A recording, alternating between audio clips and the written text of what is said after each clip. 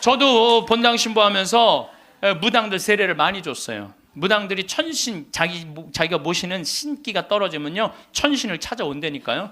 그래서 내가 뭐 북도 태우고 막 이거 신물도 많이 태워주고 세례도 주고, 또 어떤 무당은 유방암이 걸렸는데 60 한 7, 8쯤 됐는데 평생 이제 점을 봐준 거죠.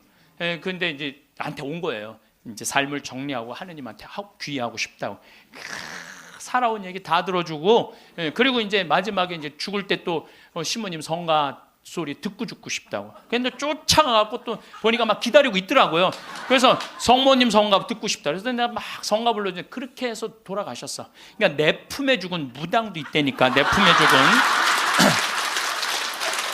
죽은. 내가 웬만한 무당보다 낫지. 웬만한 무당보다 나은 거예요. 그러면 우리가 카페 차려놓고 여러분들 본당 신부님들 면담하려고 그러면 얼마나 힘들어. 본당 신부님 바쁘고 우리 은퇴하면 시간도 많은데. 그래서 우리 잘생긴 시모니 신부가 있어요. 오늘 오후에 만날 건데, 시모니 신부 그 커피 바리스타 자격증도 있고 잘생기고 자격증이니까 시모니 신부는 커피 바리스타 하고, 그리고 나보다 7살 많은 저 베네딕토 신부라는데 얼굴이 못생겼어요. 네. 형은 그 정신없이 왔다 갔다 하지 말고 주방에서 나오지 말고 거기서 나오지 말고 음식하고 음식. 네. 그다음에 뭐 담배만 피우고 뭐 아무것도 안 하는 우리 마티아 신부, 너는 청소하고. 난 이제 이게 되니까 앉아서.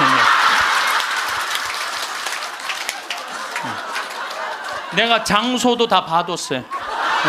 장소는 어디로 했냐면은 남한산성 성지가 있는데, 남한산성 성지가 새로 성당을 줘서 갔어요. 옛날 구성당이 아주 그 창호주로 잘 져놨어. 그래갖고 그 성당 터 달라고 그랬어. 여러분들 남한산성 그 근처에 또 점 보는 데도 많아요 보면. 그래갖고 이제 거기에 이제 신부 카페. 우리는 은퇴해서도 할 일이 있는 거야. 그러니까 나는 이제 뭐 대학 하라고 이제 기부금도 40억 받았으니까 나는 200살까지 살아도 일이 있어요. 200살까지. 근데 여러분들은 무슨 계획이 있느냐? 나 이걸 묻고 싶은 거예요. 무슨 계획이 있느냐? 지금 60살 되신 분들은 100살까지 살아요. 100살. 50살 되신 분들은 110살까지 살아. 110살. 40 되신 분들은 120살까지 살아. 120살. 제가 20년 전에 강의하러 다니면서 여러분들은 이제 100세 시대가 옵니다. 신부님 뻥하지 말라고 무슨 100살까지 사느냐고. 근데 요즘 여러분들 100세 안보장, 100세 연금보장 나왔어요, 안 나왔어요? 100세 시대 온 거예요. 근데 올해 한 보험회사에서 무슨 상품이 나왔냐면 110세 건강 안심보험이 나왔다니까요.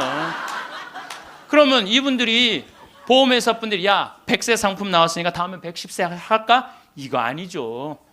그때는 암 정복된다고 보는 거예요. 그리고 그때는 치매도 어느 정도 잡는다고 보는 거예요. 혈압, 당뇨 다 잡는다고 보는 거예요. 그러니까 그래 60년 후야. 60년 후인데 여러분들 1년에 0.5년이 늘어나. 1년에 0.5년 평균. 그러니까 지금 86세가 가장 많이 죽는 나이래요. 86세가. 근데 2020년에는 몇 세에 가장 많이 죽느냐면 90세에 가장 많이 죽는데 2020년. 그럼 2020년이면 몇 년 후에? 6년 후야. 6년 후. 그럼 여기 60살 되신 분들 66살 되면은 90세가 가장 많이 죽는다 그러면 그분들 몇 살까지 살 것 같아요? 100살은 그냥 가는 거. 60세들은. 50세들은 110살 간다니까. 아직 산 것도 아니라니까 여러분들. 40살들은 20년 더 살고 60년을 더 살아요. 60년. 그런데 며칠 전에 소련 러시아에서 먹으면 120살까지 사는 알약을 개발했대요. 미토콘트리아라고 우리가 이렇게 장도 늙어가면서 노화가 진행인데 그걸 먹으면 그 노화 진행 속도를 그렇게 늦출 수가 있다는 거야. 10년 후부터 시판한다는 거야. 120살까지 사는 일이 벌어지는 거야. 120살. 그러면 이거 어떻게 되는 거야, 이거? 이거 보통 심각한 문제가 아니라니까 여러분들. 지금 웃을 일이 아니에요, 지금. 웃을 일이 아니에요. 예, 심각한 거예요. 3년 전에 우리나라가 100살 이상이 1,700명 선에서 왔다 갔다 했어. 3년 전에. 여자가 1,600명, 남자가 100명. 3년 전에 100살 이상이. 예. 그런데 올해 내가 인구 통계청에 들어서 자료를 뽑아보니까 올해는 100살 이상이 몇 명이냐면 14,000명이에요. 14,000명. 3년 만에 100살 이상이 10배가 늘어난 거예요. 10배가 늘어났어요. 90에서 100살까지는 몇 명이냐면 13만 4천 명. 80에서 90살까지는 몇 명이냐면 97만 명. 그 다음에 60에서 70살까지는 270만 명. 그래서 65세 이상이 몇 명이냐면 정확하게 49만 명인데 650만 명이에요. 65세 이상이 650만 명. 초등학교 애들이 270만 명, 270만 명. 그러니까 초등학교 애 하나에 할머니 셋이에요. 지금 그런 세상이 됐다니까요. 우리는 어렸을 때 길에 나가보면요, 애들이 바글바글했어요.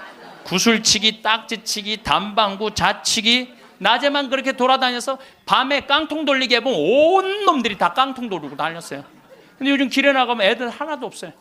어딜 돌아다니는지. 누구만 돌아다니, 할머니, 할아버지들만. 할머니가 길에 꽉 찼어. 또 할머니들이 어서 유모차 주사, 유모차를 밀고 온 세상을 다 다녀. 유모차를 밀고 온 세상을 다 다녀. 유모차를 밀고. 무슨 뭐 놀이터, 슈퍼마켓. 그래서 여러분들 무슨 현상이 있느냐면요. 무슨 현상이 있느냐면은 그 노인정 앞에 가보세요. 유모차가 10대씩 끝나고 나면 밀고 다 집에 가고. 이거 어떻게 할 거예요?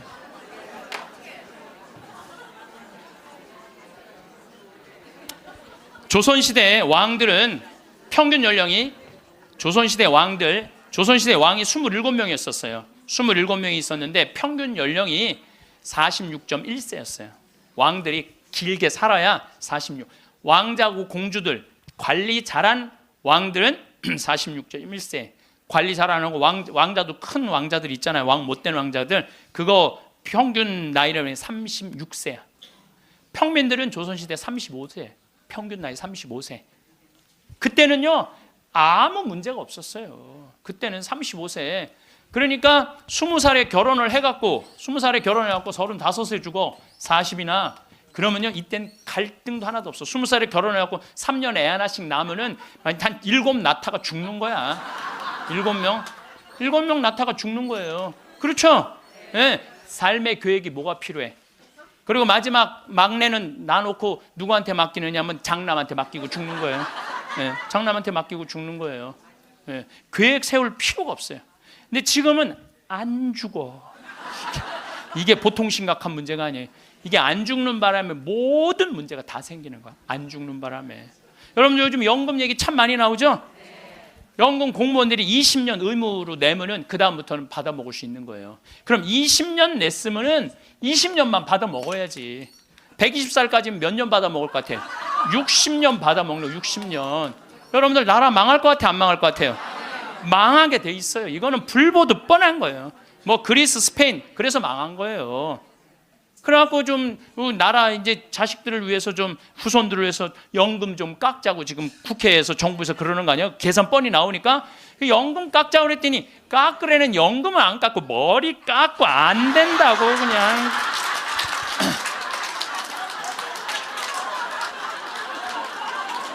아니 누가 연금 깎자고 그랬지 머리 깎자고 그랬어?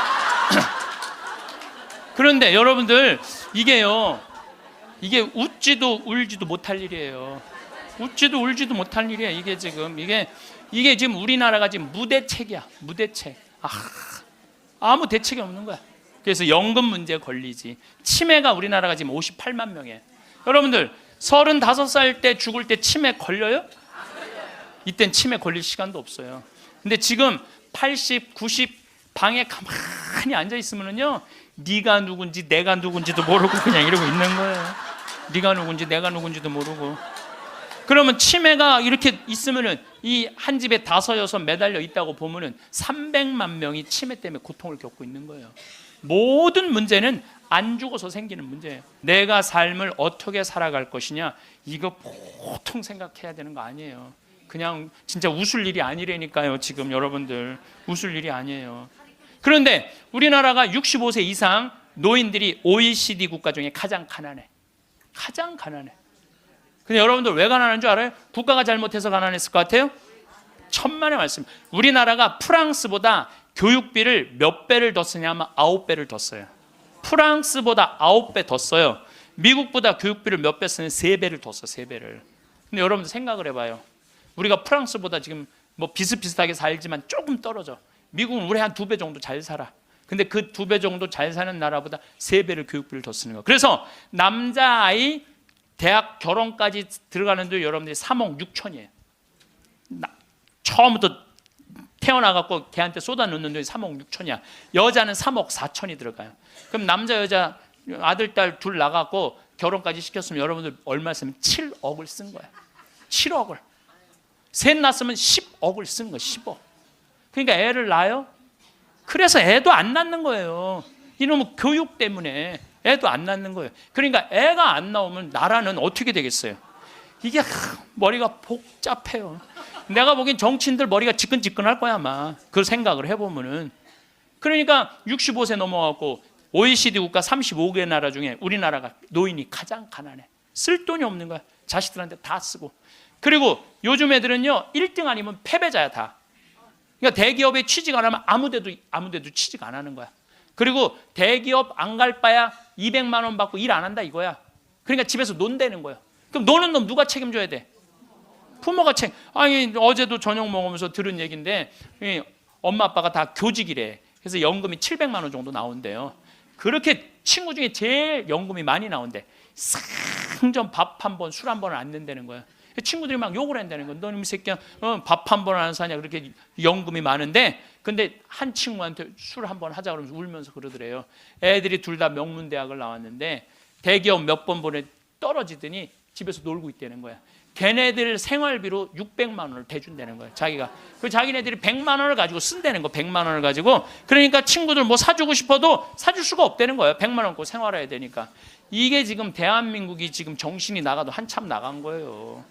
보통 문제가 아니라니까요. 안 죽어서 문제, 애들 일 안 해서 문제, 애 안 낳아서 문제. 참 큰 문제야. 그러니까 여러분들은 내가 어떻게 살아갈 것인가 이 계획을 잘 세우셔야 돼요. 잘 세우셔야 돼. 예. 또 이 나이를 먹어갖고 어떤 문제가 있느냐면은 70세 드신 분들 이 경제적인 문제가 지금 가장 심각한 문제고 또 하나는 무기력증에 빠져요. 사는 게 재미가 하나도 없어. 돈이 있어야지 어디 돌아다니까. 돈이 있어야지.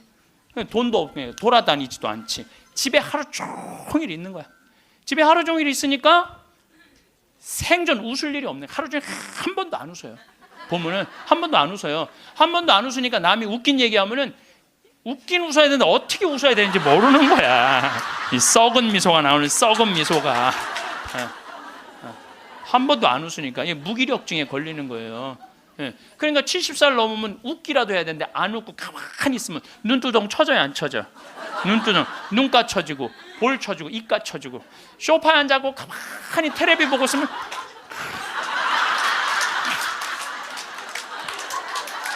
소파에 앉아고 텔레비만 째려보고 있는 거야. 아니 텔레비가 뭘 잘못했다고. KBS 한번 째려보고 MBC 한번 째려보고 SBS 한번 째려보고 평화방송 한번 평화방송 볼 때 더 째려봐. 저 무슨 얘기하는 건가.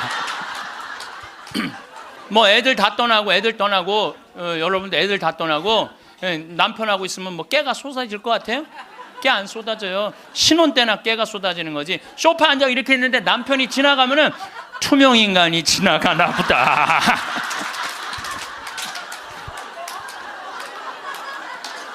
사는 게 재미가 하나도 없는 거예요. 그 어떤 신부님하고 수녀님이 눈보라를 맞아갖고 산을 가는데 헤매다가 이제 오두막집을 발견한 거예요. 발견했는데 다행히 침대가 하나 있고 그 다음에 침낭이 있는 거야. 담요는 이제 바닥 옆에 있고 그래서 신부님이 수녀님 침대가 하나밖에 없으니까 나는 남자니까 수녀님은 침대에서 주무시고 나는 침낭에서 자겠다고. 그래갖고 이제 이렇게 이제 겨우 이제 그 어른 몸을 녹이고 신부님이 침낭에 이렇게 자꾸로 올고 잘라 그랬는데 수녀님이 신부님 저 너무 추워요 그러는 거예요. 그래갖고 신부님 어떻게 해? 자꾸를 열고 다시 나가갖고 담요를 하나 이제 갔다가 이제 수녀님 덮어줬어. 수녀님 이제 따뜻할 거라고. 그래갖고 이제 다시 이제 들어와갖고 이제 침낭을 딱 이렇게 해갖고 좀 잠을 막 들어갈 때 수녀님이 신부님 저 정말 추워요 그러는 거예요. 짜증이 나는데 어떻게 남자인데. 그래갖고 다시 이걸 열고 다시 담요를 하나 수님 덮. 수님 진짜 이제 따뜻할 거라고. 그래갖고 이제 겨우 잠을 일어나. 신부님 저 정말 추워요. 그러는 거예요. 신부님이 딱 일어나서 수녀님 사실은 여기 우리 둘밖에 없다. 아무도 우리 둘이 있는 거 모른다. 그러니까 수녀님 우리 부부처럼 오늘 밤을 좀 지내자. 그랬더니 수녀님 아우 좋아요. 그랬어요. 수녀님이 아우 좋아요. 그래가 아유 좋아요. 그래서 그럼 부부처럼 하는데 내가 지금부터 말을 좀 하겠다. 수녀님 그 수녀님 말을 내가 빼겠다. 당신 자꾸 짜증나게 할 거야?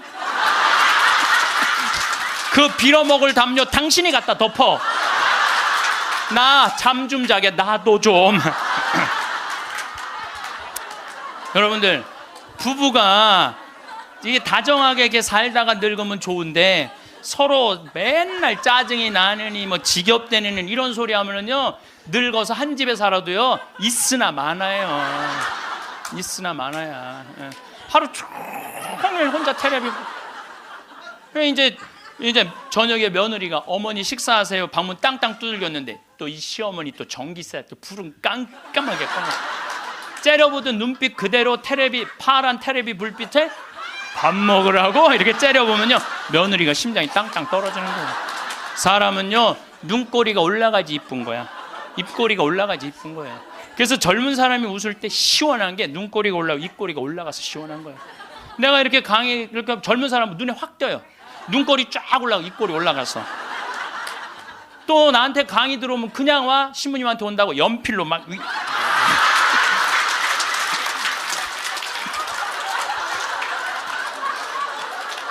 그런데 할머니들은 아무리 그려도 이게 떨어져요. 그래서 제가 드리는 말씀은 무기력증에 빠져 살지 말고 해만 뜨면 집을 나가라는 거예요. 내가 나이가 먹은 분들은요 무조건 해만 뜨면 집에 있으면 절대 안 돼요. 해만 뜨면 그리고 나이 뭐 70살 80살 넘어서 집을 나가주는 게 예의야. 예의.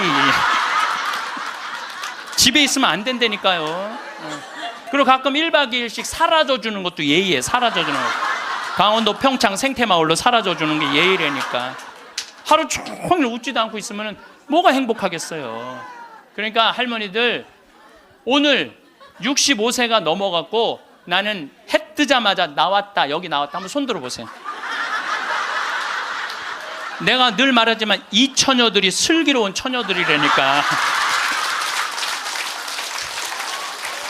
이 처녀들이 슬기로운 처녀들인 거예요. 그래서 신부님 돈이 있어야지 나가 돌아다니죠. 집 잡혀라. 집을 잡혀라. 그래서 집 잡혀서 경복궁도 가고 덕수궁도 가고 온양온천도 가고 춘천도 가고 맛있는 것도 사 먹고 친구들하고 어울려서 평창 생태마을도 오고 돌아다닐 수 있을 때까지 돌아다니는 거예요. 그래갖고 집 잡혀갖고 돌아다닐 수 있을 때까지 다니는 할머니들은 죽을 때 어떻게 죽는지 아세요? 아니에요. 그건 아니고 씩 웃고 죽는 것도 죽는 거지만은 돌아다닐 수 있을 때까지 돌아다니는 할머니들은 죽을 때 어떻게 죽느냐면 지쳐서 죽어요. 지쳐서.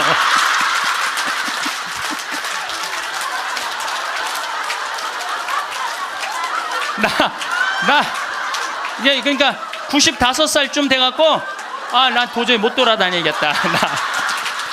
나 힘들어서 도저히 나 이제 가야 되겠다. 그러면서 씩 웃으면서 죽는 거 지쳐서. 근데 어떤 사람들이 사람을 미치게 만드느냐면 돈 쓰는 거 무서워갖고 뒷방에 가만히 앉아 있는 거예요. 뒷방에 가만히 앉아 있으면은 여러분들 그 다음에 허벅지에 근육이 풀려요. 허벅지에 근육이 풀리면 그 다음에 하는 일은 누워서 똥 싸는 거예요. 똥 싸는 거예요. 그 다음에 그 집에 할머니가 똥을 싸기 시작하면 그 집은 기쁨은 다 사라지는 거예요. 냄새가 얼마나 기분 나쁘게 하겠어요. 본인도 괴롭지만 그걸 옆에서 지켜보는 사람들. 그러니까 여러분들 자식을 위하는 거는요 자식 걱정하는 게 아니에요. 자식을 위하는 건 내가 마지막까지 죽기 직전까지 내 발로 화장실 가주는 게 정말 자식을 위하는 거예요. 그러니까 마지막까지 화장실을 가주기 위해서는 뭐 해야 돼? 운동해야 된다. 운동. 제가 말씀드리는 거 운동. 네, 운동. 여러분들 2살 때 자랑스러운 게 뭔지 알아요? 똥오줌 가르는 거예요. 2살 때 자랑스러운 건 똥오줌 가르는 거예요. 3살 때 자랑스러운 건 뭐냐면 이가 나는 게 자랑스러운 거예요. 그렇죠? 12살 때 자랑스러운 건 뭐냐면 또래 친구가 있는 게 자랑스러운 거야. 그때 엄마 아빠 필요 없어. 또래 애들이랑 막 뛰어놀고 다녀. 18살 때 자랑스러운 건 운전을 할 줄 아는 게 자랑스러운 거예요. 20살 때, 20대 때 자랑스러운 건 애인이 있는 게 자랑스러운 거예요. 애인이 있는 게. 35살 때 자랑스러운 건 돈을 버는 게 자랑스러운 거야. 50살 때 자랑스러운 건 뭐가 자랑스러워? 돈이 많은 게 자랑스러워. 60살 때 자랑스러운 건 뭐가 자랑스러운 줄 알아? 애인이 있는 게 자랑스러워. 그때도 애인이 있어. 자랑스러운 거예요. 70세 때 자랑스러운 건 뭔지 운전을 할 줄 아는 게 자랑스러워. 75살에 자랑스러운 건 같이 여행 다닐 친구가 있는 거, 같이 밥 먹을 수 있는 친구가 있는 게 자랑스러워요. 80세 때 자랑스러운 건 뭔지 아세요? 이가 남아있는 게 자랑스러워. 이가 남아있는 게.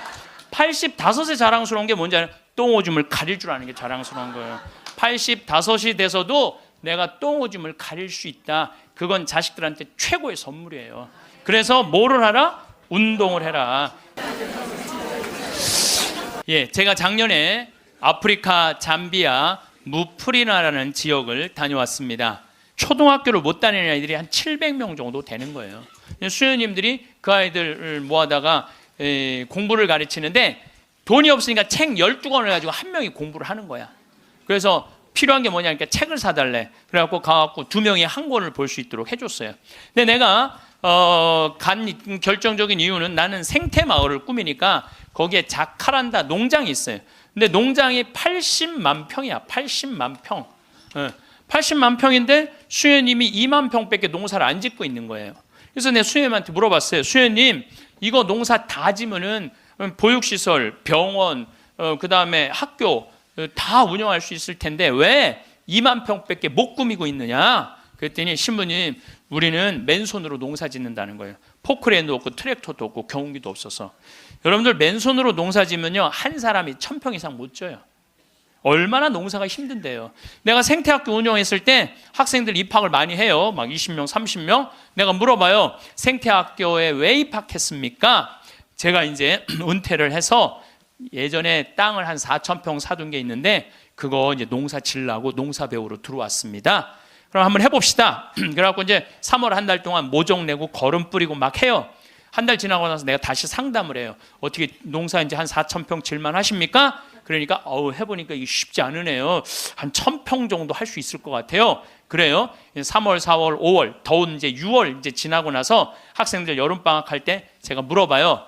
이제 한 몇 평이나 농사 질 수 있을 것 같으냐고. 그러니까 이분들이 하는 얘기가 한 10평 질 수 있을 것 같아요. 10평. 맨손으로 농사 짓는 게 진짜 힘들어요. 근데 수녀님이 거기서 맨손으로 농사를 짓고 있는 거야. 그러니 포크레인도 없고 트랙터도 없고 경운기도 없다는 거야. 수녀님 얼마면 되겠냐가 2억이면 되겠대. 걱정하지 말아라. 내가 한국에 가서 2억 만들어서 보내주겠다. 내가 또 뻥이 또 엄청나게 세요. 내가 신학교 다닐 때 내 저 별명이 뭐냐면 황뻥이었어. 황뻥. 일단 뻥을 쳐놓고 한국에 돌아와갖고 내가 강의 때 몇 번 얘기했어요. 평화방송에도 나가고 내가 여러분들 아프리카에 정말로 멋있는 일을 하고 싶은데 1,000만 원씩 20명만 도와주면 좋겠다. 여러분들 재산 5억 중에 10분의 1, 5천만 원은 내 거 아니라고 생각해야 된다. 그거는 어려운 이웃 도와주라고 하느님이 축복 준 거다. 나는 5천만 원까지 필요 없다. 그저 1,000만 원씩 20명만 난 도와주면 좋겠다 라고 얘기를 했는데 절에 다니는 분들, 교회 다니는 분들, 성당, 종파 초월이야. 뭐 성당 다니는 분들, 아무 데도 안 다니는 분들, 이런 분들이 돈을 보내주는데요 3개월 만에 2억이 들어온 거예요. 난 너무너무 감사해요. 네. 그분들이 정말 큰 마음 먹고 평생 모은 거 내신 분들도 많더라고요. 또 한 분은 마장동에 있는 분은 그냥 500원짜리 1,000원짜리 다 모아 한 500만 원을 갖고 온 거예요. 그걸 그냥 드럼통에 싸갖고 와서. 하여튼 감동적인 일이 너무 많았어요. 그런데 이제 2억이 딱 이제 3개월 만에 들어왔는데 2억 들어온지 모르고 계속 전화해갖고 돈 보내준다는 거야. 그래서 내가 전화 받아갖고 이제 2억 들어왔으니까 그만 보내셔도 된다고 이렇게 말을 할 수가 있어야지. 돈을 보내준다는데 계속 받았어요. 계속 받았는데 내가 요새 강의 때문에 책상에 못 앉아있는데 어젠가 그제 여기 평화방송 강의 준비한다고 밤 12시에 들어가는데 1,000만 원을 또 전주에서 어떤 분이 또 보냈더라고. 그것까지 합쳐서 들어온 돈이 7억 1,000만 원이 들어온 거야. 7억 1,000만 원. 아니 2억이면 되는데 7억이 들어오니까요 사람이 마음이 간사해지더라고요. 난 그래서 이걸 하면서 그 복지시설 사람들 이해가 되더라니까요. 그 돈 떼어먹는 사람들 이해가 되더라니까. 이래서 떼어먹는구나. 어쨌든 내가 이제 포크레인 트랙터 경운기 사주기로 했으니까 그거 사주러 나갔어요. 나는 공투 조그만 걸 사주려고 갔는데 수현이 말을 바꾸는 거예요. 공투는 안 된다는 거예요. A10을 사달라는 큰 거. 왜냐하면 여기 개미산이 한 2,000개 있어요. 농장 안에. 개미산이 있으니까 농사를 못 짓는 거예요. 개미산 때문에 가려서 2,000개나 되는데 얘네들이 짐은 100년 동안 짓는 거야. 산 하나를. 100년 동안 지니까 얼마나 크겠어. 여기 이건 말도 안 돼. 이거 한 2층 정도 되는 큰 개미산을 져놓는 거예요. 그럼 거기다 농사를 지려면 이게 보통 하나에 100평 정도 차지하고 있거든요. 그 농사를 지려면 장정 둘이서 꽃갱이로 한 달을 뽀개야 그거 하나를 뽀개는 거야. 그 2,000개를 언제 뽀개? 그래서 포크레인을 사달라는 건데 공투를 사주면 바가지를 꼽으면은 그 개미산을 포크레인 못 이겨요. 그래갖고 포크레인이 넘어진다는 거예요. 사달라면 1m 20짜리 큰 거 사달라는 거예요. 공투는 한 7천만 원이면 되거든요. 근데 그냥 A10을 사러 나갔더니 2억 8,700이야. 돈 좀 떼어먹어 보려고 그랬더니 떼어먹을 돈이 없는 거야. 그것도 우리나라 포크레인을 사주려고 그랬더니 우리나라 건 안 된대. 서비스 포크레인은 하면서 호수라는 게 막 터져요. 이렇게 연결돼 있는 게 큰 기계를 하니까 그거를 고치는 거는 볼보밖에 없는 거야. 그래서 볼보로 살려고 그랬더니 엄청 비싼 거예요. 그래갖고 어떻게 약속을 했으니까 2억 8,700짜리 포크레인 샀어요. 그 트랙터 6천만 원짜리 사고 경운기 2대 1,200만 원짜리 사서 작년에 11월 달에 인천항에 가서 택배로 붙였어. 또 이 포크레인이 너무 크니까 포크레인을 잘라요. 난 또 포크레인 자르는 거 처음 알았어. 포크레인을 잘라갖고 컨테이너 2대 나눠서 보낸 거야. 기술자를 보내갖고 붙이는 기술자도 보내고. 근데 여러분들 포크레인하고 트랙터만 보내면 걔네들이 알아서 일해요? 기술자도 따라가야 되네. 작년 11월 달에 포크레인 트랙터 택배로 붙일 때 기술자 둘도 택배로 붙였어. 그냥. 그런데 이 기술자들 둘 한 달 월급 완전히 기계를 고칠 줄 아는 기술자를 찾아서 보내야 되니까 둘 한 달에 800만 원이에요. 그 1년 쓰면 1억 아니야. 돈이 팍팍 줄어드는 거야. 이제 그거 이제 끝나고 난 다음에 거기 걔네들이 그냥 기술자가 따라가면 알아서 해요. 기름 대야 되잖아요. 기름도 한 달에 1,000만 원씩 되는 거예요. 기름도 한 달에 1,000만 원씩. 예, 기름도 한 달에 1,000만 원씩. 돈이 막 완전히 줄어드는 거야. 근데 수녀님이 내가 처음에는 빈말인 줄 알았대요. 2억 보내주겠다고. 근데 포크레인 보내지, 기술자 보내지, 기름값 보내지. 그러니까 수녀님이 자신감이 생겼나 봐. 신부님 귀양 도와주실 거 우리가 닭을 팔고 싶은데 지금 잠비아는 여름이에요. 45도까지 올라가요. 그러니까 보통 1시간 거리에 닭을 못 파는 거야. 상하니까. 그러니까 신부님 냉동고를 보내주면은 닭을 팔 수 있을 것 같다는 거야. 얼마냐니까 2,200만 원이래. 2,000이면 돈도 아니지 1억씩 막 나가는데 걱정하지 말아라. 내가 보내주겠다. 내가 보내줬어요. 냉동고를 보내줬더니 수녀님이 너무 신난다는 거예요. 왜 신나냐 그러니까 한 마리도 못 팔던 닭을 한 달에 1,200마리씩 판다는 거예요. 1,200마리씩. 그런데 수녀님이 또 전화를 해서 신부님 문제가 생겼다는 거야. 무슨 문제가 생겼냐니까 닭을 너무 많이 팔다 보니까 닭장이 모자라는 닭장이. 닭장 줘달래. 닭장. 그래서 얼마면 되냐 그러니까 1억이면 된대. 좋다. 이제 들어온 돈이 다 나가게 생긴 거 이제. 좋다. 닭장 줘주겠다. 그래서 작년에 이제 벽돌 찍는 기계, 닭털 뽑는 기계 다 보내줘서 그래갖고 이번 여름에 대학생들 20명을 데리고 가서 닭장을 줘주고 왔어요. 내가 이번에 우리 대학생들 20명을 데려와서 너무너무 놀랐어요.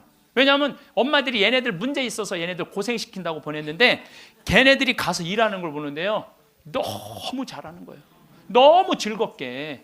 그러니까 걔네들은 다 내가 보니까 몸으로 살 놈들을 머리로 살라고 그러니까 걔네들이 몸으로 사냐 얼마나 너무너무.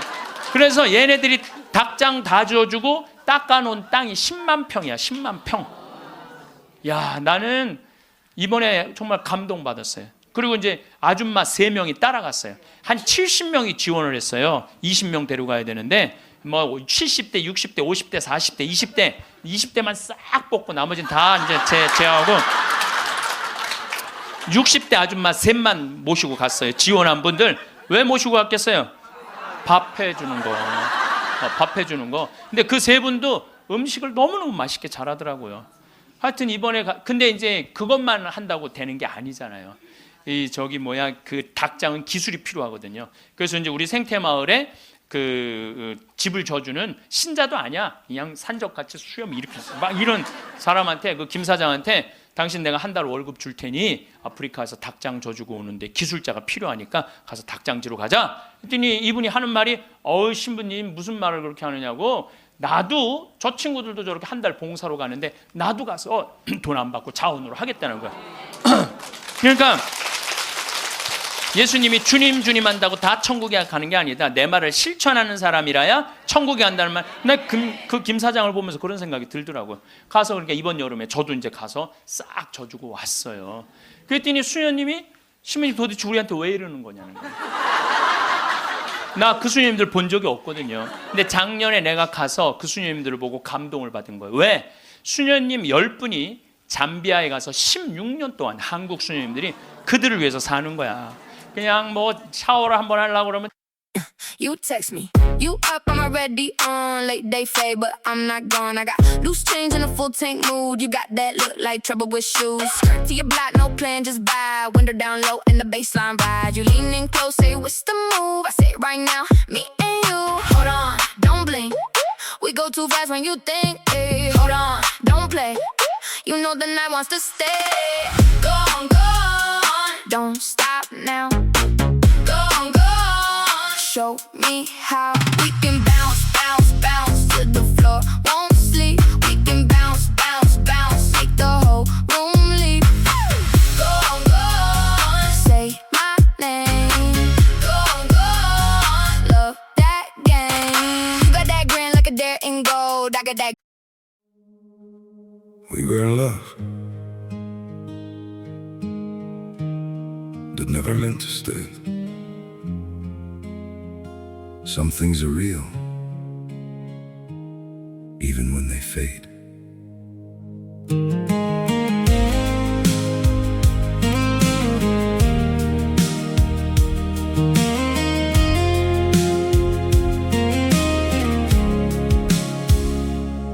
I used to think if we kept holding on, we could bend the truth somehow.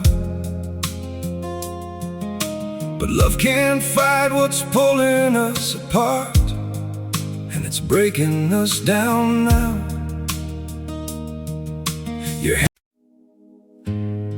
We had it all, or at least it felt that way. Now it's just silence, where your voice used to stay.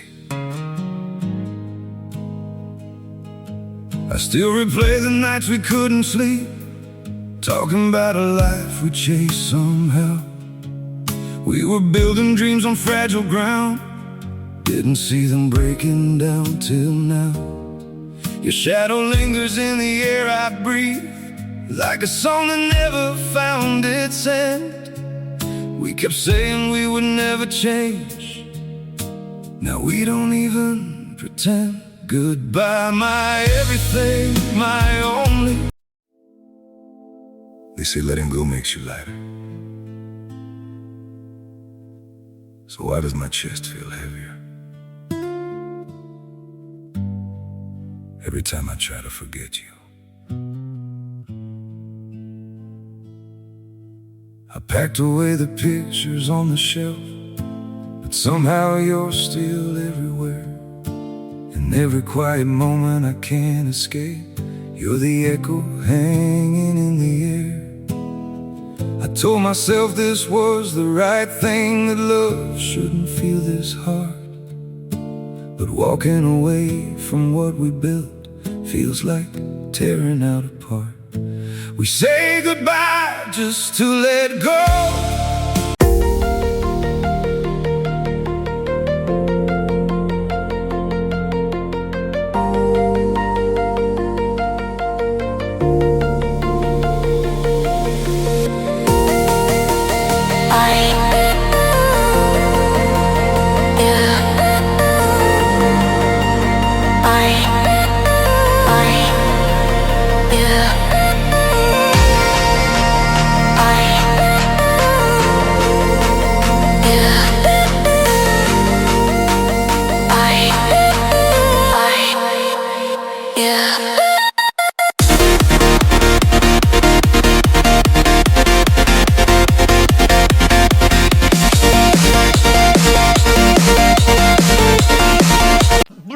나와요.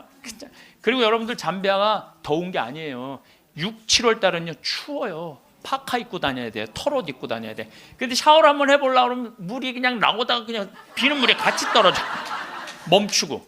그렇게 불편한 데를 수녀님 10분이 16년 동안, 수녀님 38살 먹은 나탈리아라는 수녀님은 가자마자 말라리아 그래서 죽었어 또. 그래서 내가 무덤에 가봤더니 사진을 이렇게 해놨는데 예쁘게 생겼더라고 또. 참. 그러니까 옆에 동료 수녀님이 죽어가는데도 불구하고 이 수녀님들이 그들을 위해서 16년 동안 살았으니 이건 수녀님으로 안 보이는 거야. 작은 예수님으로 보이는 거야. 내가 이분들을 도와주지 않으면 나중에 큰 예수님한테 혼나겠다는 생각이 들더라고. 그래서 수녀님이, 신부님 우리한테 도대체 왜 이러느냐고 그러길래 내가 한마디 했어. 수녀님 무슨 말을 그렇게 섭섭하게 하느냐고. 같은 업종에서 일을 하면서 무슨 말을 이렇게 섭섭하게 하느냐고. 수녀님도 하느님이라고 나도 하느님이라는데 내가 수녀님 도와주는 거 당연한 거 아니냐고.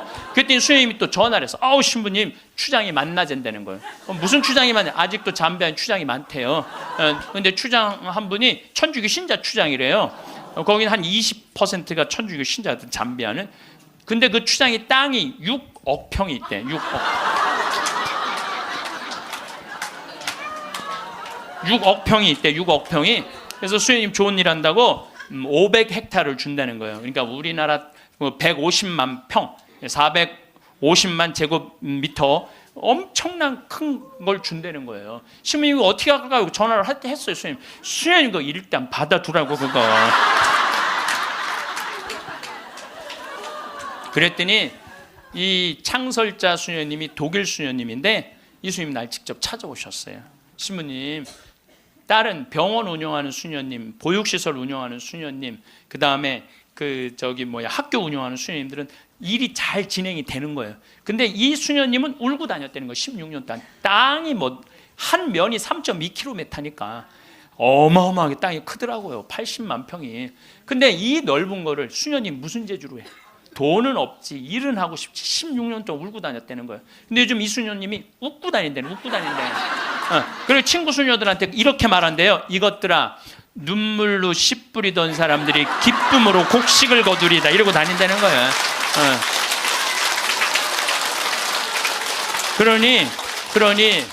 그러니 신부님 이건 자기네들은 하기가 쉽지 않다는 거예요. 신부님은 나는 또 그쪽으로 공부도 했고, 그러니 신부님 귀향 시작을 했으니 완성을 좀 해달라고. 그러니까 난 또 80만 평 완성하려면은 70살까지 일이 기다리고 있는 거야. 난 아무리 살아도 아무 상관없어. 심심할 일이 없어. 심심할 일이. 이번 여름에는 이제 치과 의사 선생님들, 안과 의사 선생님을 모시고 왔는데 이제 좀 젊은 분들이 가는데 안과 의사 선생님 대학병원에 과장님을 모시고 간 거야. 수술 도구까지 다 갖고 내가 다 우리 후원하는 분들이 보내니까 치과 수술 도구, 안과 수술 도구 다 갖고 갔거든요. 근데 이 치과는 이제 작년에 갔으니까 환자들이 많은데 안과는 사람들이 줄은 잔뜩 섰는데 무서운 거야. 이게 수술하면 눈알을 빼는 건 줄 알고 눈알을 빼는 건지. 백내장 환자가 많은데 그래갖고 그냥 들어왔다 나갔다 하는 거야. 그냥 수녀님들이 강제로 막 끌고 가 해라고. 그래갖고 이제 이 백내장 수술을 해줬는데 보통 그 사람들은 병원에 와도 고맙다고 안 그런대요. 근데 이 백내장 수술한 사람 매일 병원에 와서 고맙다고 그래. 눈알 빼는 줄 알았더니 눈알이 너무 잘 보이는 거야. 너무너무 잘 보이는 거야. 그래서 다른 과는 거기도 병원이 있는데 안과, 치과 이거는 특수 직분이기 때문에 없대요. 근데 그분들이 그것 때문에 가장 고통을 겪는 거거든. 그래서 난 또 그 이제 의사 선생님들을 매년 모시고 가는 미안해갖고 내년에는 가지 말지 뭐 그랬더니 신부님 빼놓고 우리끼리 올게요 그러더라고요. 그게 왜 그런가 했더니 그 의사 선생님들이 스트레스가 많아요.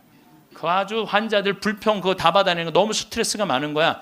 그런데 그 선생님들 마지막 날 저녁에 이제 항상 회의를 하거든요. 신부님 내가 의대 다니면서 내가 막 라면 먹고 그래. 그러니까 바쁘니까 보람을 한 번도 못 느꼈대. 내가 이렇게 힘들게 공부한 보람을 여기 와서 느낀다는 거야. 그러니까 나는 내년에 안 가려고 그랬는데 자기네들끼리 간다는 거예요. 참 그래서 내년에 나 어쩔 수 없이 또 가게 생겼어요. 내년 여름에. 근데 이제 10만 평을 깎아놨는데 거기도 지금 지구 온난화 때문에 굉장히 11월 시작하면서부터 우기가 시작됐는데 빈님이 안 오신 거예요. 그래갖고 보름 동안 안 오는데 지지난주부터 빈님이 오기 시작을 했다는 거야. 수녀님이 내가 이제 이양기라고 한 땅이 넓으니까 다 보내줬어요. 그 편지가 어제 왔어. 보니까 신부님 뿌렸는데 지금 비가 오시는데 옥수수가 대가 올라오기 시작한다. 10만 평에. 나는 그게 내 것도 아니고 그 프란치스코 전교 수녀회 건데도 나는 내 게 아니잖아요. 그게 그 수녀님들 도와주러 간 거니까. 그런데도 그거 생각하면 너무 행복해요. 야, 난 정말 행복한 사람이구나. 너무너무 좋죠. 그러니까 이제 이제 70살까지 나는 일이 기다리고 있는 사람이야. 어떤 일을 마무리하고 나면 보통 사람들은 끝났다고 생각합니다. 하지만 진짜 멋진 순간은 그 다음에 찾아옵니다. 바로 새로운 일을 상상하고 계획하는 시간입니다. 함께 무언가를 시작할 사람들을 떠올리고 어디로 가볼지, 어떤 활동을 해볼지 구체적으로 그려보는 것만으로도 가슴이 두근거립니다. 이런 설렘은 나이와 상관없이 누구에게나 찾아올 수 있는 선물입니다. 마치 어린아이가 내일 소풍을 앞두고 잠을 설치듯이 여러분도 앞으로 다가올 일들을 생각하며 행복해질 수 있습니다.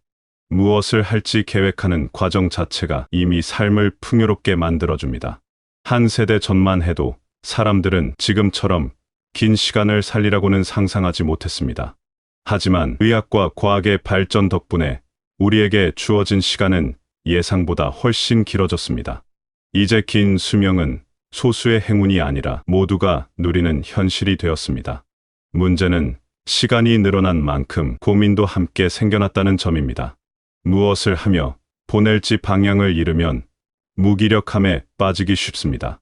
가족들과의 관계에서도 새로운 어려움이 나타납니다. 긴 시간 동안 서로 어떻게 지내야 할지 누구도 명확한 답을 알려주지 않습니다. 이런 문제들을 해결하기 위해서는 스스로 하루하루를 채워나가는 방법을 찾아야 합니다. 첫 번째로 중요한 것은 익숙한 공간을 벗어나는 일입니다. 매일 같은 장소에서 같은 사람들만 만나다 보면 세상이 점점 작아지는 느낌을 받게 됩니다. 집 안에만 머물러 있으면 생각도 좁아지고 마음도 답답해집니다. 밖으로 나가서 새로운 장소를 걸어보고 처음 보는 풍경을 눈에 담는 것만으로도 기분이 달라집니다. 동네 공원을 산책하거나 가보지 않았던 거리를 걷는 것도 좋습니다. 멀리 여행을 떠나지 않아도 됩니다. 가까운 곳이라도 새로운 길을 걷다 보면 마음이 환해집니다. 사람들을 만나는 것도 중요합니다. 새로운 사람들과 대화를 나누면 생각의 폭이 넓어집니다. 공원에서 산책하는 사람들과 인사를 나누거나 시장에서 장을 보며 상인들과 이야기를 나누는 것도 좋습니다. 거창한 만남이 아니어도 됩니다. 짧은 대화라도 사람과 사람 사이의 연결을 느끼게 해줍니다. 혼자 있는 시간이 길어지면 외로움을 느끼기 쉬운데 이런 작은 접촉들이 외로움을 덜어줍니다. 동네 복지관이나 문화센터에서 진행하는 프로그램에 참여하는 것도 추천합니다. 같은 관심사를 가진 사람들을 만날 수 있고 새로운 것을 배우는 즐거움도 느낄 수 있습니다. 두 번째로는 나 자신을 위한 시간을 갖는 것입니다. 지금까지 다른 사람들을 위해 많은 시간을 보냈다면 이제는 나를 위해 시간을 써도 괜찮습니다. 내가 진짜 좋아하는 것이 무엇인지 생각해보고 그것을 실천해보는 겁니다. 음악을 듣는 것을 좋아한다면 콘서트에 가보고 영화를 좋아한다면 영화관에 자주 가면 됩니다. 요리를 즐긴다면 새로운 음식에 도전해보고 정원 가꾸기가 좋다면 화분을 늘려보는 것도 좋습니다. 중요한 것은 이런 활동들이 누군가를 위한 것이 아니라 순수하게 나의 즐거움을 위한 것이어야 한다는 점입니다. 다른 사람의 눈치를 보거나 평가를 신경 쓸 필요가 없습니다. 잘하든 못하든 상관없습니다. 그저 하는 과정 자체가 즐거우면 그것으로 충분합니다. 여러분이 웃고 있다면 그것이 가장 훌륭한 결과입니다. 악기를 배우고 싶었다면 지금 시작해도 늦지 않습니다. 전문가가 되려는 것이 아니라 즐기려는 것이니 부담 가질 필요가 없습니다. 돈을 쓰는 것도 두려워하지 않아도 됩니다. 물론 무리한 소비는 피해야 하지만 나를 행복하게 만드는 일에 적절히 투자하는 것은 현명한 선택입니다. 맛있는 음식을 먹고 좋은 공연을 보고 편안한 옷을 사는 것은 사치가 아닙니다. 이런 것들이 모여서 하루를 행복하게 만들고 그 행복이 쌓여서 삶을 풍요롭게 만듭니다. 아껴두기만 하면 무슨 소용이 있겠습니까? 지금 이 순간을 즐기면서 사는 것이 훨씬 중요합니다. 가끔은 평소에 가지 않던 좋은 식당에 가서 맛있는 식사를 하거나 마음에 드는 물건을 사는 것도 자신에게 주는 선물입니다. 혼자만의 시간도 소중합니다. 조용히 앉아서 생각에 잠기거나 좋아하는 음악을 들으며 멍하니 있는 시간이 필요합니다. 바쁘게 움직이는 것만이 능사가 아닙니다. 가만히 있으면서 마음을 정리하고 내면을 들여다보는 시간이 있어야 합니다. 이런 시간을 통해 내가 정말 원하는 것이 무엇인지 깨닫게 됩니다. 창밖을 바라보며 아무 생각 없이 있는 것도 좋고 좋아하는 취미 활동에 몰두하는 것도 좋습니다. 아무에게도 방해받지 않고 온전히 나만의 시간을 보내는 것이 때로는 가장 큰 휴식이 됩니다. 세 번째로 가장 중요한 것은 몸의 건강을 지키는 일입니다. 아무리 하고 싶은 일이 많아도 몸이 따라주지 않으면 소용이 없습니다. 건강한 몸이 있어야 원하는 것을 할 수 있고 가고 싶은 곳에 갈 수 있습니다. 건강을 유지하는 방법은 생각보다 간단합니다. 매일 조금씩 몸을 움직이고 제때 식사하고 충분히 자는 것입니다. 운동이라고 해서 거창할 필요는 없습니다. 집 근처를 걷는 것도 훌륭한 운동입니다. 하루에 30분만 걸어도 몸이 달라집니다. 걷기가 지루하다면 가벼운 스트레칭이나 체조를 해도 좋습니다. 중요한 것은 매일 규칙적으로 하는 것입니다. 하루 이틀 건너뛰면 다시 시작하기 어려워집니다. 날씨가 나쁘거나 몸이 피곤한 날도 있겠지만 가능한 한 매일 조금씩이라도 움직이려고 노력해야 합니다. 집 안에서라도 제자리 걸음을 하거나 간단한 맨손 체조를 하면 됩니다. 걷기는 특별한 장비나 기술이 필요 없는 최고의 운동입니다. 편한 신발만 신으면 언제 어디서나 할 수 있습니다. 아침 일찍 공원을 걷는 것도 좋고 저녁 식사 후 동네를 한 바퀴 도는 것도 좋습니다. 걸으면서 주변 풍경을 구경하고 계절의 변화를 느끼면 마음도 편안해집니다. 혼자 걷기 싫다면 가족이나 친구와 함께 걸으면 됩니다. 이야기를 나누며 걷다 보면 시간이 금방 갑니다. 식사도 신경 써야 합니다. 귀찮다고 대충 먹거나 건너뛰면 안 됩니다. 제철 채소와 과일을 충분히 먹고 단백질도 적절히 섭취해야 합니다. 물도 자주 마셔야 합니다. 음식을 만들어 먹는 과정 자체가 하나의 즐거운 활동이 될 수 있습니다. 새로운 요리법을 시도해보거나 좋아하는 음식을 정성껏 만들어 먹으면 기분이 좋아집니다. 시장에 가서 신선한 재료를 고르는 것부터 즐거움이 시작됩니다. 색깔 고운 채소들을 보고 있으면 저절로 기분이 좋아집니다. 혼자 먹더라도 식탁을 정갈하게 차리고 천천히 음미하며 먹는 습관을 들이면 좋습니다. 급하게 먹으면 소화도 안 되고 음식 맛도 제대로 느낄 수 없습니다. 한 끼 한 끼를 소중하게 대하는 마음이 필요합니다. 밥을 먹는 것은 단순히 배를 채우는 행위가 아니라 몸과 마음을 돌보는 의식입니다. 수면도 중요합니다. 잠을 충분히 자야 몸이 회복되고 머리가 맑아집니다. 밤에 잠이 안 온다면 낮 동안 활동량을 늘리고 저녁에는 자극적인 것들을 피하는 것이 좋습니다. 규칙적인 수면 패턴을 유지하면 자연스럽게 잠이 옵니다. 매일 비슷한 시간에 자고 일어나는 습관을 들이는 것이 중요합니다. 낮잠을 너무 오래 자면 밤에 잠이 안 오니 주의해야 합니다. 건강검진도 정기적으로 받아야 합니다. 몸에 문제가 생기기 전에 미리 발견하고 관리하는 것이 중요합니다. 작은 증상을 무시하지 말고 이상하다 싶으면 병원에 가보는 것이 좋습니다. 건강은 한번 잃으면 되찾기 어렵습니다. 예방이 최선의 치료입니다. 정기적으로 혈압을 재고 혈당을 체크하는 것도 필요합니다. 약을 먹어야 한다면 꼬박꼬박 챙겨 먹어야 합니다.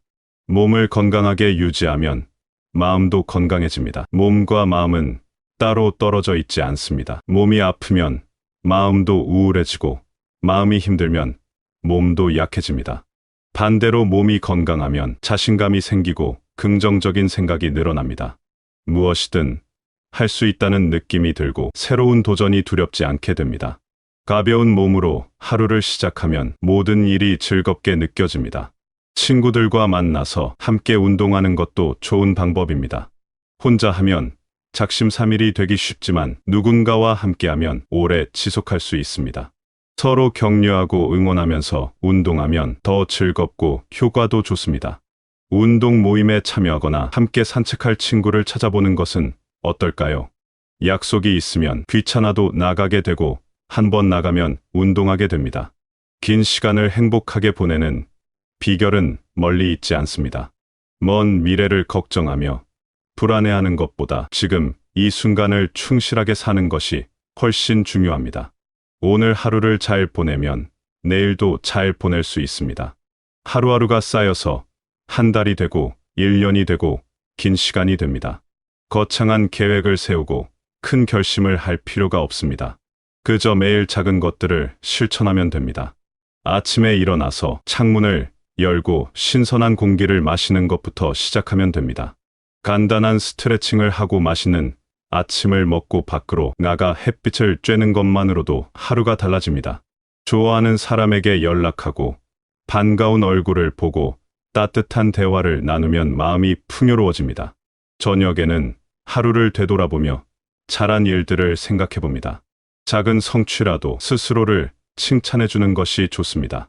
오늘 30분을 걸었다면 잘했다고 말해주고 맛있는 식사를 만들어 먹었다면 수고했다고 격려해 줍니다. 친구와 즐거운 시간을 보냈다면 행복한 하루였다고 감사해야 합니다. 이렇게 하루를 긍정적으로 마무리하는 습관이 중요합니다. 잘못한 것이나 못한 것을 생각하며 자책하는 대신 잘한 것들을 떠올리며 만족하는 것입니다.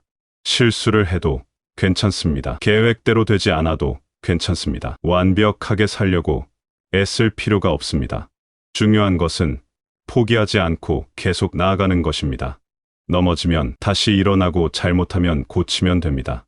매일 조금씩 나아지려고 노력하는 것 자체가 이미 훌륭한 삶입니다. 어제보다 오늘이 조금 더 나으면 그것으로 충분합니다. 급하게 변화하려고 하면 오히려 지치고 포기하게 됩니다. 여러분 자신을 돌보는 것은 이기적인 일이 아닙니다. 오히려 가장 책임감 있는 행동입니다. 내가 건강하고 행복해야 주변 사람들도 편안합니다. 내가 무기력하고 우울하면 함께 사는 사람들도 힘들어집니다. 나를 잘 돌보는 것이 결국 모두를 위한 최선의 선택입니다. 가족들도 여러분이 건강하고 행복하기를 바랍니다. 짐이 되고 싶지 않다는 생각에 자신을 희생할 필요가 없습니다. 여러분이 즐겁게 웃으며 활기차게 지내는 모습이야말로 가족들이 가장 보고 싶어 하는 모습입니다. 억지로 참고 견디며 사는 것이 미덕이 아닙니다. 솔직하게 내 감정을 표현하고 원하는 것을 말하고 하고 싶은 일을 하면서 사는 것이 진정으로 성숙한 태도입니다. 불편한 것이 있으면 말하고 도움이 필요하면 요청하는 것이 당연합니다.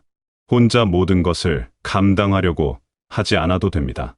앞으로 다가올 많은 날들을 어떻게 보낼지는 여러분의 선택에 달려 있습니다. 두려움과 걱정 속에서 보낼 수도 있고 기대와 설렘 속에서 보낼 수도 있습니다. 같은 시간이라도 어떤 마음으로 보내느냐에 따라 전혀 다른 삶이 됩니다.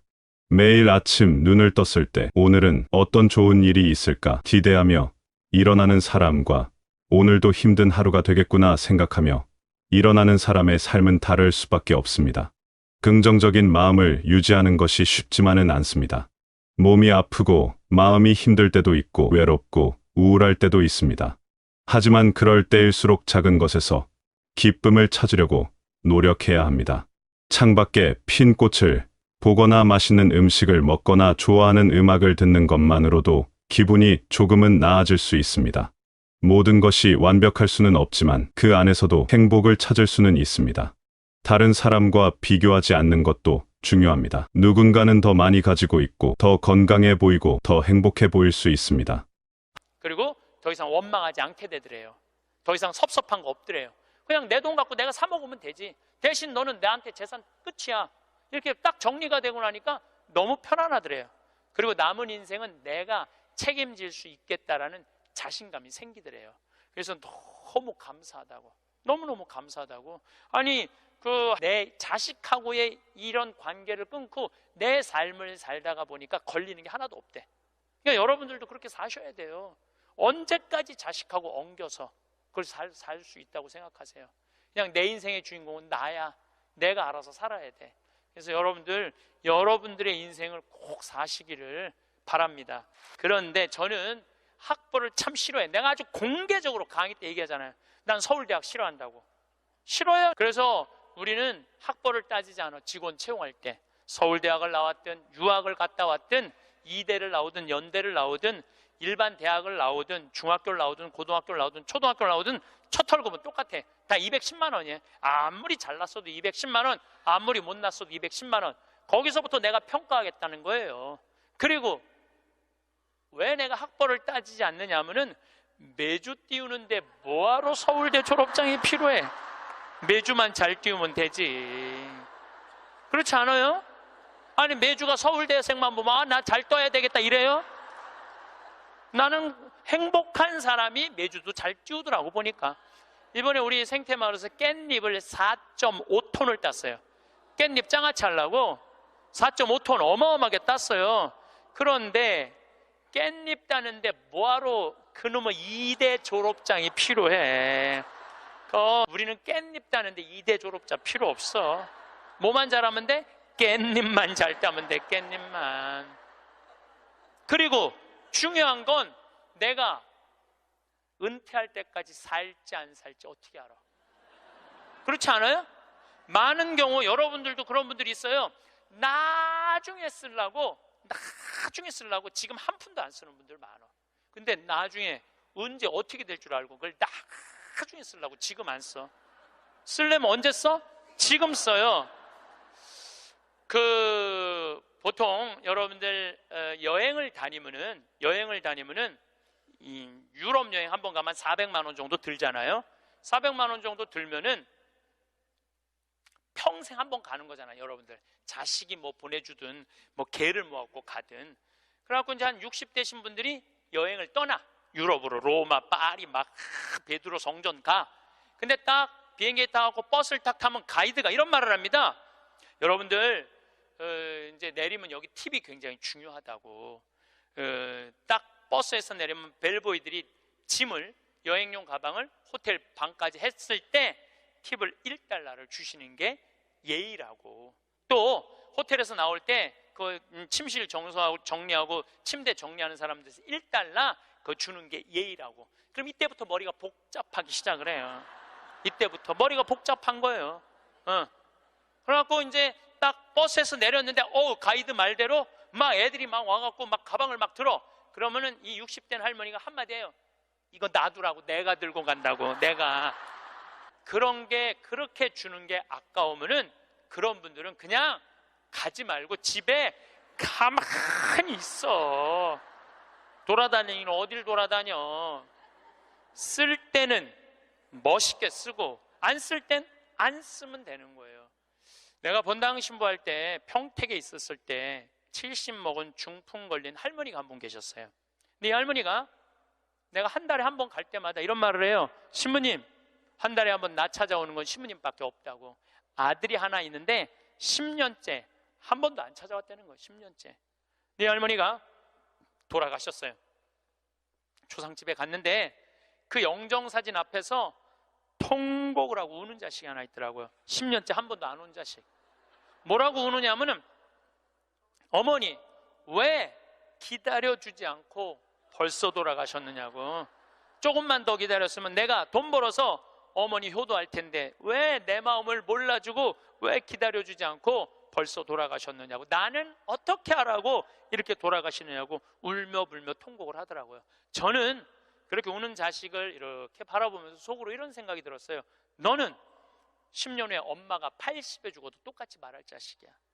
10년 후에 똑같이 말할 자식이에요. 10년 후에 엄마가 80에 돌아가도 어머니 왜 기다려주지 않고 벌써 돌아가셨느냐고. 조금만 더 살았으면 내가 돈 벌어서 효도할 텐데 라고 말할 자식이에요. 혹시 여러분들 자식들 가운데 지금 손자 손녀 키운다고 먹고 살기 힘든다고 여러분들 찾아오지 않아?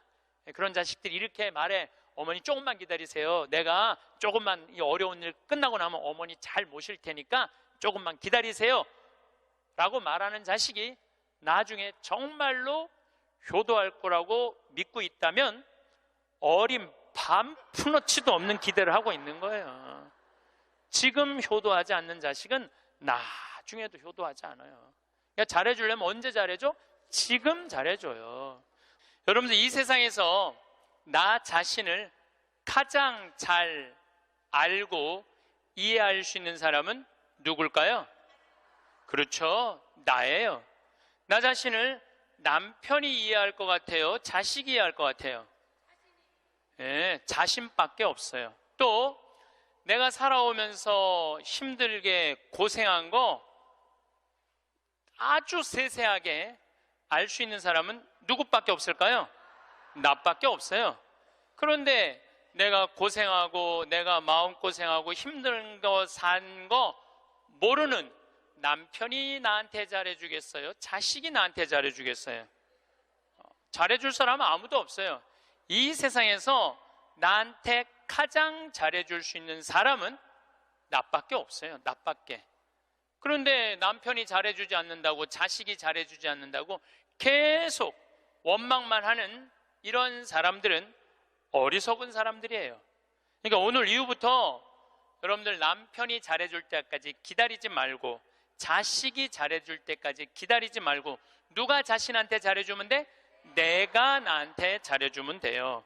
간혹 이런 사람들이 있어요. 나는 남편 판검사 만든다고, 남편 의사 만든다고, 남편 출세시킨다고, 자식 공부시킨다고 내 인생을 다 걸었는데 남편이 그런 공로 모르고 자기가 출세하고 돈 벌고, 그러니까 이게 정신 못 차리고 바람 피고, 자식은 또 이 여우 같은 며느리 하나 얻더니 엄마 고생한 것도 모르고 며느리년한테 미쳐갖고 그냥 엄마 쳐다도 안 보면, 이런 분들이 이런 얘기를 해요. 나 인생 헛살았다.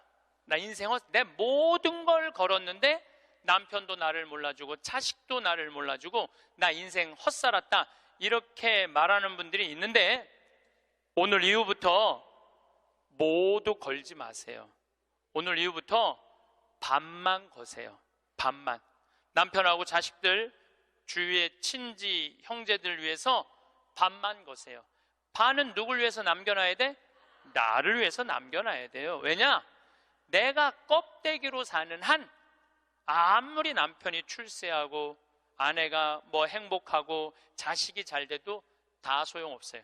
제가 지난 3월 달에 대구에 강의를 갔어요. 근데 거기 본당 신부님이 프란치스칸이었어요. 프란치스칸. 오늘처럼 날씨가 엄청 추웠어요. 근데 신부님이 맨발로 다니더라고. 양말을 안 신고 맨발로. 처음에는 프란치스칸 신부님들이 맨발로 다니는 신부님을 몇 분 봤어요.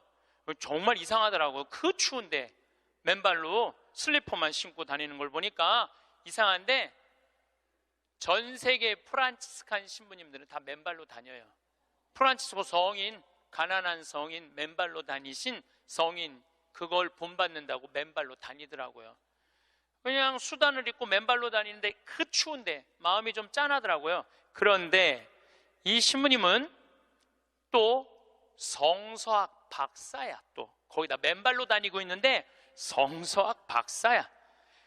우리 신학 박사들 중에 여러 박사가 있어요. 윤리신학 박사, 교회법 박사, 뭐 무슨 여러 성서 박사들이 있는데 그 중에 박사하기 따기 제일 힘든 게 뭐냐면 성서학 박사예요. 최소한 10년은 걸려요. 성서 박사를 따려면은 히브리어, 히라버, 라틴어, 이탈리아에서 공부하면 이탈리아어, 독일에서 공부하면 독일어, 프랑스에서 공부하면 불어, 영어는 기본적으로 해야 되겠죠. 5개 국어를 해야지 박사학위를 딸 수 있는 거예요. 그래서 여러분들 사실 알고 보면은 다른 박사학위들은 많아도 성서 박사학위를 가지고 있는 신부님들이 그렇게 많지 않아요. 굉장히 어려운 거예요. 이 신부님이 10년 동안 공부를 하고 박사학위를 땄대요. 로마에서 너무너무 신이 나더래. 이건 정말로 너무 자랑스러운 일 아니에요. 그 어려운 박사학위를 땄으니까. 그래갖고 그냥 내가 같이 공부하던 친구, 신부들, 수도자들이 축하해 줄 줄 알고 기숙사에 막 뛰어 올라갔는데, 나 박사학위 땄다고 뛰어 올라갔는데 아무도 모르더래요, 자기가 박사학위 딴 거를. 왜냐? 자기 공부하기 바쁜데 옆에 있는 사람 박사학위 따는 거 그거 신경 쓸 시간이 없는 거예요. 축하는 하고 싶은데 아무도 자기 박사학위 딴 걸 모르는 거야. 뭔가 좀 기분이 좀 그렇더래요.